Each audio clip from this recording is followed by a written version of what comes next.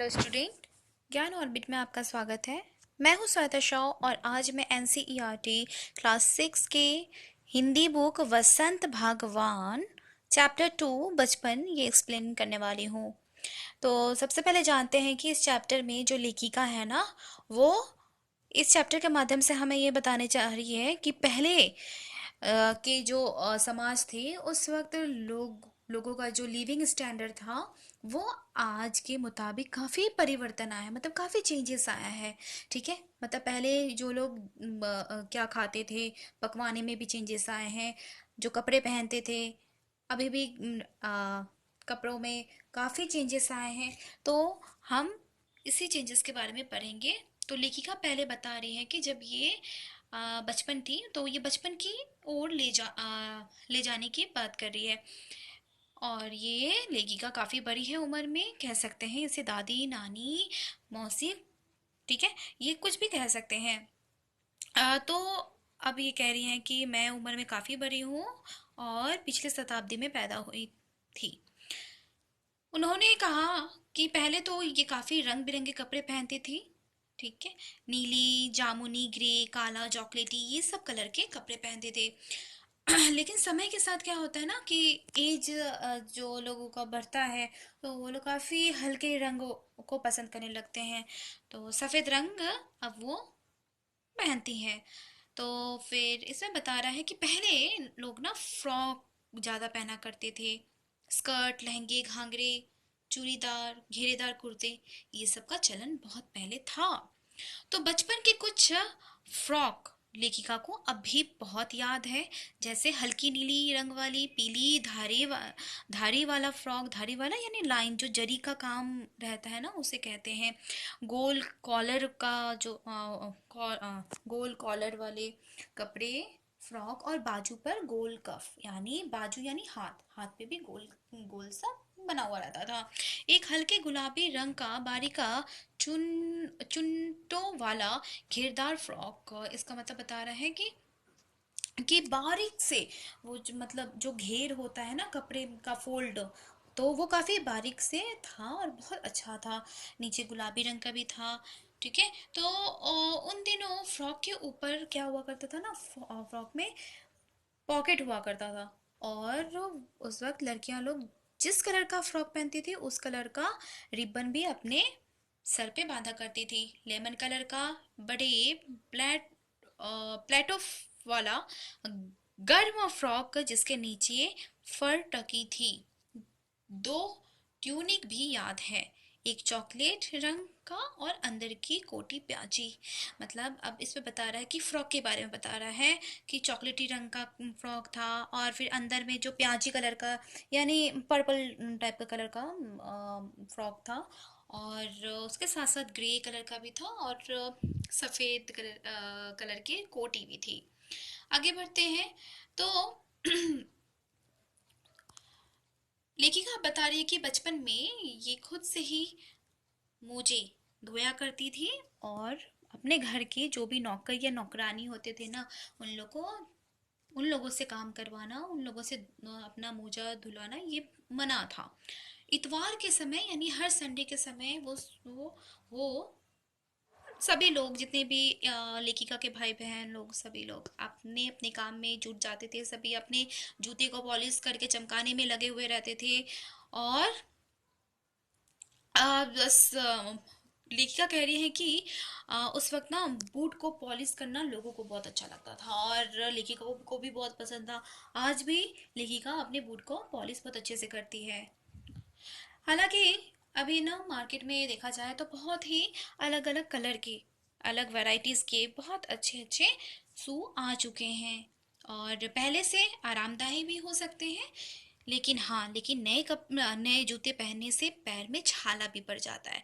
तो लेखिका कहती हैं कि जब भी नए जूते लेखिका पहनती थी ना तो वो रुई अपने पैर में रख देती थी जो मोजे के भीतर में लगा हुआ रहता था, जिससे कि वो जब भी आ, जूते पहनते थे तो उसके पैर नहीं कटते थे। हर सनीचर को हमें ऑलिव ऑयल या कस्टर्ड ऑयल पीना पड़ता था। सनीचर यानी सैटरडे को कहा जा रहा है कि जो लेखिका है ना, तो हर सैटरडे को ऑलिव ऑयल और कैस्टर्ड ऑयल पिया करती थी। तो ये काफ़ी मुश्किल काम था, मतलब उसका तो जो स्मेल होता है ना, काफ़ी अजीब सा लगता था, अच्छा नहीं था। तो फिर अब लेखिका कह रही है कि मुझे अभी भी अगर कोई दे ना, तो उनका तो वो नहीं कभी पिए, मतलब वो जो शनिवार का जो दवा था तेल पीना, ये काफ़ी उसके लिए चैलेंज था। वो काफ़ी निराश भी हो जाती थी, और जिस जिस ग्लास में पिया करती थी उस ग्लास में निशाना रहता था कि हमें इतना ही ग्लास में तेल यानी ऑयल को भर के पीना है। तुम्हें बताऊंगी कि हमारे समय और तुम्हारे में कितनी दूरी आ चुकी है। लेखिका ये भी कह रही है कि कि पहले का समय और अभी का समय में कितना परिवर्तन आ चुका है। तो उस वक्त ना हर घरों में ग्रामोफोन थे। ग्रामोफोन ये होते हैं ना, जो पहले के लोग उसमें गाने सुना करते थे, और रेडियो टेलीविज़न उस वक्त नहीं हुआ करता था। और वो लोग बता रहे हैं कि कुल्फ़ी आइसक्रीम उस वक्त बहुत ही लोग दिल लगाकर खाया करते थे। कचौड़ी, समोसे, पैटीज में भी काफ़ी बदलाव आ चुका है। ठीक है। और अभी क्या हो रहा है ना, कि लोगों को सबसे ज़्यादा कोक कोक पीना अच्छा लगता है, लेमनेड, विमटो, ये सब पीना बहुत अच्छा लगता है, लेकिन उस वक्त तो ये सब नहीं थे। फिर नेक्स्ट बता रहा है, शिमला और नई दिल्ली में बड़े हुए बच्चों को वेंगर्स और डेविको रेस्ट्रा की चॉकलेट और पेस्ट्री मजा देने वाली होती है। यानी शिमला और नई दिल्ली में सारे बच्चे लोगों को चॉकलेट्स बहुत ही अच्छा लगता है, तो चॉकलेट का नाम भी दिया हुआ है वेंगर्स और डेविको रेस्ट्रा। पेस्ट्री भी बहुत मजे देते हैं। तो फिर लेखिका और लेखिका के जितने भी भाई बहन हैं, सभी शिमला मॉल में ब्राउन ब्रेड लाने जाया करते थे। हमारा घर मॉल से ज़्यादा दूर नहीं था। ठीक है। लेखिका कहते हैं कि उसके घर मॉल से ज़्यादा दूर नहीं था। एक छोटी सी चढ़ाई और गिरजा मैदान को पार करके वो जाया करती थी। वहां से एक उतराई उतरने और माल पर कन्फेक्शनरी काउंटर पर तरह तरह की पेस्ट्री और चॉकलेट की खुशबू मन भावनी थी। मतलब क्या, कन्फेक्शनरी काउंटर उसे कहते हैं जहाँ पे आप लोग को पेस्ट्री वगैरह चॉकलेट ये सब मिल जाता है हर दुकान में। हमें हफ्ते में एक बार चॉकलेट खरीदना की छूट थी, मतलब उसके पेरेंट्स लोग छूट दे दिया करते थे कि हर कि सप्ताह में एक बार तो चॉकलेट जितना खरीदना है खरीद लो। तो सबसे ज़्यादा तो चॉकलेट का स्टॉक लेखिका के ही पास में रहता था। मैं चॉकलेट लेकर खरे खरे कभी ना खाती, घर लौट कर साइड बोर्ड पर रख देती और रात के खाने के बाद मज़े से बिस्तर में लेटकर वो खाती रहती। ठीक है। तो शिमला के काफल भी बहुत याद आते हैं। खट्टे मीठे काफल एक खाने का नाम है। खट्टे मीठे होते हैं, कुछ एकदम लाल, कुछ गुलाबी, रसभरी, कसमल, सोच कर ही मुझे मुंह में पानी आ जाता है। लेखिका को बहुत मुंह में पानी आ जाता है। चेस्टनट एक और गजब की चीज है।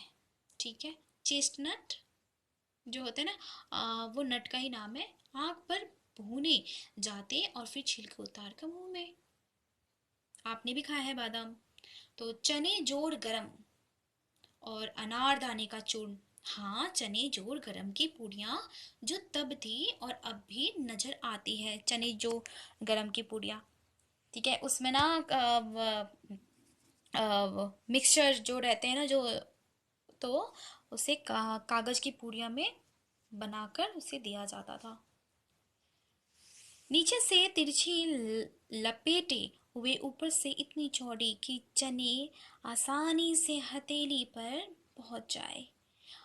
अब ये खाने का बता रही है कि नीचे से चौड़ी मतलब कोन शेप में रहता है कागज, और उसके भीतर में अ, चने चने जोड़ कर रहते हैं। ठीक है ना। तो एक वक्त था जब फिल्म का गाना चना जोर गरम बाबू मैं लाया मजेदार चना जोर गरम, मतलब उन दिनों स्कूल के हर बच्चे लोग ना यही गाया करते थे। फिल्म का एक गाना था, चना जोर गरम बाबू मैं लाया मजेदार। कुछ बच्चे पूड़ियाँ पर तेज मसाला बुड़कवाते, मतलब बच्चे लोग तो उनको तो स्पाइसी चीज़ें बहुत पसंद है, तो वो लोग ना उस जो जो जो चने जोर गरम थे उसमें ज़्यादा से ज़्यादा मसाला स्पाइसी स्पाइसी बनाने की कोशिश करते थे। पूरे गिरजा मैदान घूमने तक यह पूरियाँ चलती रहती थी, ठीक है। मतलब घूमते घूमते तक ये हमेशा खाते रहते थे, और एक एक जना पापड़ी मुंह में डालने और कदम उठाने में एक खास ही लय रफ्तार थी, मतलब बहुत अच्छा लगता था इन लोग को।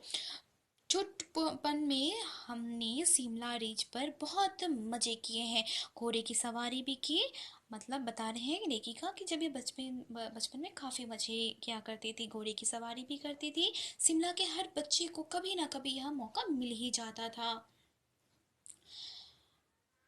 तो पेज नंबर 8 हम नेक्स्ट पार्ट में कवर करेंगे। मिलते हैं नेक्स्ट वीडियो में। धन्यवाद।